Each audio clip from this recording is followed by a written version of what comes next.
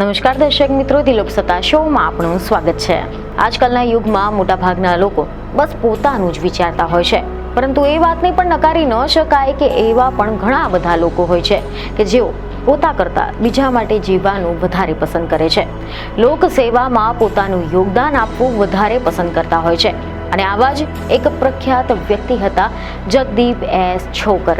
જી હા, આ એક એવા માણસ હતા કે જેમણે પોતાનું જીવન લોકશાહી અને સામાજિક ન્યાય માટે સમર્પિત કર્યું હતું।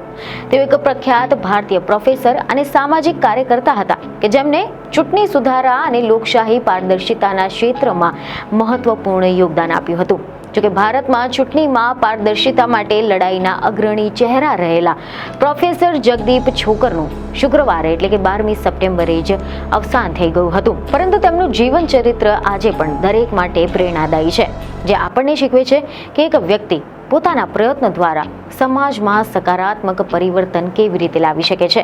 તો આજે આપણે જાણીશું કે ભારતની ચૂંટણી પ્રક્રિયામાં સુધારા માટે સતત સંઘર્ષશીલ રહેનાર પ્રોફેસર જગદીપ છોકરની સફર કેવી રહી હતી, તેમને સમાજ સુધારા માટે શું શું યોગદાન આપ્યું હતું। તો અહેવાલ એવા મળી રહ્યા છે કે જગદીપ એસ છોકરનો જન્મ 25મી નવેમ્બર 1944ના રોજ થયો હતો। તેમને દિલ્હી યુનિવર્સિટીના ફેકલ્ટી ઓફ મેનેજમેન્ટ સ્ટડીઝમાંથી MBAની ડિગ્રી પૂર્ણ કરી હતી અને બાદમાં લુઇસિયાના સ્ટેટ યુનિવર્સિટી USAમાંથી PhDની ડિગ્રી પણ મેળવી હતી। છોકરે ભારતીય રેલવેમાં મિકેનિકલ એન્જિનિયર તરીકે પોતાની કારકિર્દીની શરૂઆત કરી હતી, પરંતુ ટૂંક જ સમયમાં તેમને IIM અમદાવાદમાં પ્રોફેસર તરીકે પોતાની કારકિર્દીની શરૂઆત કરી હતી। જી હા, સમાચાર એવા મળી રહ્યા છે કે ઇન્ડિયન ઇન્સ્ટિટ્યૂટ ઓફ મેનેજમેન્ટ એટલે કે IIM અમદાવાદના ભૂતપૂર્વ પ્રોફેસર અને એસોસિએશન ફોર ડેમોક્રેટિક રિફોર્મ્સ એટલે કે ADRના સ્થાપક સભ્ય રહ્યા હતા।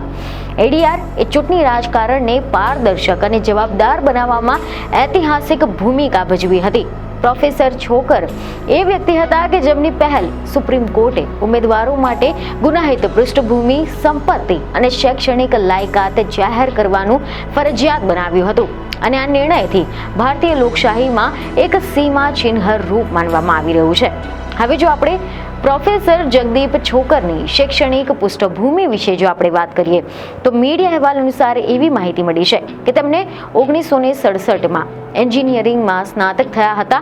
તેમણે 1977માં DUમાંથી MBAની ડિગ્રી મેળવી હતી। આના પછી તેમણે 1993માં લુઇસિયાના સ્ટેટ યુનિવર્સિટીમાં PhD કરી હતી। 2001માં બોમ્બે નેચરલ હિસ્ટ્રી સોસાયટીમાં પક્ષીશાસ્ત્રમાં પ્રમાણપત્ર અને 2005માં ગુજરાત યુનિવર્સિટીમાંથી LLB પૂર્ણ કર્યું હતું। આ સિવાય પ્રોફેસર છોકરની કારકિર્દી વિશે જો આપણે વાત કરીએ તો તેમણે 1985થી નવેમ્બર 2006 સુધીમાં IIM અમદાવાદમાં પ્રોફેસર તરીકે સેવા આપી હતી।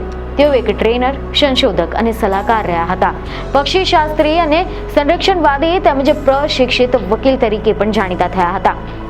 રસપ્રદ વાત એ છે કે પ્રોફેસર બનતા પહેલા તેઓ ભારતીય રેલવેમાં એન્જિનિયરિંગ મેનેજર રહ્યા હતા અને 4 વર્ષ સુધી આંતરરાષ્ટ્રીય માર્કેટિંગ મેનેજર તરીકે કામ કર્યું હતું। IIMમાં જોડાયા પછી તેમને ઓસ્ટ્રેલિયા, ફ્રાન્સ, જાપાન અને US સહિત ઘણા બધા દેશોમાં શિક્ષણ આપ્યું હતું। પ્રોફેસર છોકર એ ઇન્ડિયન ઇન્સ્ટિટ્યૂટ ઓફ મેનેજમેન્ટ એટલે કે IIM અમદાવાદમાં પ્રોફેસર તો રહ્યા જ હતા, પરંતુ વર્ષ 1999માં તેમને તેમના સાથીદારો સાથે મળીને એસોસિએશન ફોર ડેમોક્રેટિક રિફોર્મ્સ એટલે કે ADRની સ્થાપના કરી હતી, જેમનો ઉદ્દેશ રાજકારણમાં પારદર્શિતા લાવવાનો અને લોકશાહીને મજબૂત બનાવવાનો હતો। અને તેમના પ્રયાસોના કારણે સુપ્રીમ કોર્ટે આ 3 દાયકામાં ઘણા બધા મહત્વના નિર્ણયો આપ્યા હતા, જેનાથી ચૂંટણી પ્રણાલીમાં મોટા ફેરફાર આવ્યા છે। જોકે તેમનું યોગદાન ક્યારેય પણ ભૂલી શકાય તેમ નથી, કારણ કે અહેવાલો એવા મળી રહ્યા છે કે જગદીપ છોકરે તેમના જીવનમાં ઘણા બધા મહત્વપૂર્ણ યોગદાન આપ્યા હતા। તેમને એસોસિએશન ફોર ડેમોક્રેટિક રિફોર્મ્સ એટલે કે ADRની સ્થાપના તો કરી જ હતી અને તેના દ્વારા ચૂંટણી સુધારા માટે ઘણું બધું કામ કર્યું છે। ADR એ ઘણા બધા મહત્વપૂર્ણ કેસોમાં હસ્તક્ષેપ કર્યો હતો કે જેમાં ચૂંટણી બોન્ડ યોજના રદ કરવાનો પણ નિર્ણય સામેલ છે। પ્રોફેસર છોકરના નેતૃત્વમાં છેલ્લા 2 દાયકામાં ઘણા બધા ઐતિહાસિક ફેરફારો થયા છે, જેમાં ઉમેદવારોની માહિતી જાહેર કરવી, દોષિત સાંસદો અને ધારાસભ્યોની ગેરલાયકાત બહાર પાડવી, રાજકીય પક્ષોના આવકવેરા રિટર્ન જાહેર કરવા, પક્ષોને RTIના દાયરામાં લાવવા, નોટા બટન રજૂ કરવું, ચૂંટણી બોન્ડ યોજના રદ કરવા માટે કાનૂની લડાઈ લડવી આ પણ સામેલ છે. 2013માં ચૂંટણી પંચ અને તમામ પક્ષો નોટા એટલે કે ઉપરના કોઈ પણ નહીંની વિરુદ્ધ હતા, પરંતુ પ્રોફેસર છોકરે તેમને તેમના મતદાનનો અધિકાર માન્યો અને કોર્ટમાં કેસ લડ્યો હતો. અને આના પછી નોટા બટનને ઈવીએમમાં સામેલ કરવામાં આવ્યું હતું. જેઓ ઘણીવાર કહેતા હતા કે હવે જનતાએ મજબૂરીમાં કોઈને પણ પસંદ કરવાની જરૂર નહીં રહે, ના પાડવાનો પણ વિકલ્પ છે. છોકરે લોકશાહી, પારદર્શિતા અને જવાબદારીના મહત્વ પર ભાર મૂક્યો હતો અને નાગરિકોને પણ તેમના અધિકારો પ્રત્યે જાગૃત કરવાનું કામ કર્યું હતું. વર્ષ 2002માં સુપ્રીમ કોર્ટે એડીઆરની અરજી પર એક મોટો આદેશ આપ્યો હતો. સુપ્રીમ કોર્ટે પોતાના આદેશમાં ચુકાદો આપ્યો હતો કે લોકસભા અને વિધાનસભાની ચૂંટણી લડનારા જેટલા પણ ઉમેદવારો હોય તેમને ફરજિયાતપણે પોતાના ગુનાહિત રેકોર્ડ, નાણાકીય માહિતી અને શૈક્ષણિક વિગતો પ્રદાન કરવી પડશે. આના પછી એડીઆર આ માહિતી પર અહેવાલો જારી કરવાનું ચાલુ રાખ્યું હતું. ફેબ્રુઆરી 2024માં સુપ્રીમ કોર્ટે ચૂંટણી બોન્ડ યોજનાને ગેરબંધારણીય જાહેર કરી હતી. આ કેસમાં એડીઆર પણ અરજદાર હતો. એપ્રિલ 2024માં એડીઆરની બીજી અરજી પર સુપ્રીમ કોર્ટે ચૂંટણીમાં ઉપયોગમાં લેવાતા જે ઈવીએમ મશીન છે તેમની ચકાસણી અને ચકાસણીની નવી સિસ્ટમ લાગુ કરવાનો પણ આદેશ આપ્યો હતો.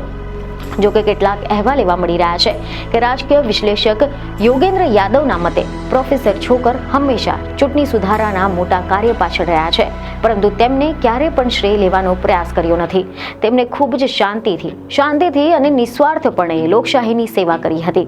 2024ની ચૂંટણીમાં ફોર્મ 17 પર પણ વિવાદ ઉભો થયો હતો, પરંતુ છેલ્લી ક્ષણ સુધી સક્રિય એડીઆર અને પ્રોફેસર છોકર સુપ્રીમ કોર્ટમાં અરજી દાખલ કરનારા સૌ પ્રથમ હતા. આ લોકશાહી પ્રત્યેનું તેમનું જે અતૂટ પ્રતિબદ્ધતા દર્શાવી રહી છે. મહત્વનું છે કે જગદીપ એસ છોકરનું 12મી સપ્ટેમ્બર 2025ના રોજ હૃદયરોગના હુમલાના કારણે અવસાન થયું હતું. મહત્વનું છે કે એવા સમાચાર સામે આવ્યા કે જગદીપ એસ છોકરનું 12મી સપ્ટેમ્બર 2025ના રોજ હૃદયરોગના હુમલાના કારણે અવસાન થયું. તેઓ 81 વર્ષના હતા. ઘણા બધા લોકોને તેમના નિધન પર શોક વ્યક્ત કર્યો હતો અને તેમના યોગદાનને યાદ કર્યા હતા.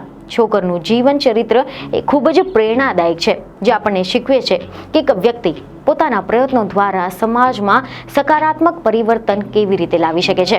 જોકે છોકરનો વારસો આજે પણ જીવન છે, કારણ કે તેમનું કામ એડીઆર અને અન્ય સંસ્થાઓ દ્વારા ચાલુ રાખવામાં આવી રહ્યું છે.